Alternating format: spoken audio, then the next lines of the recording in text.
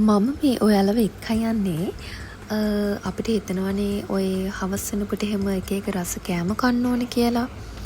ඉතින් මේ වගේ තැනක්. මේක තියෙන්නේ හරියටම ගත්තොතින් විලියම් එක ළඟ, ඒ කියන්නේ ගාලුපාර විලියම් එක ළඟ.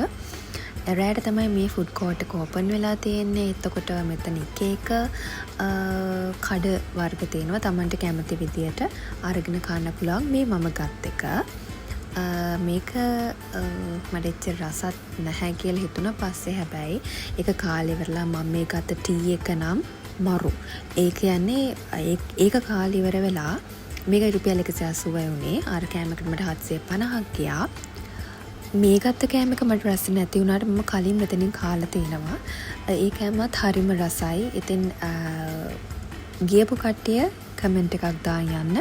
කොහොමද ඔයාලා මෙතනින් කාපු කෑම රසයිද? තවත් කෙනෙකුට රෙකමන්ඩ් කරන්න පුළුවන්ද කියලා.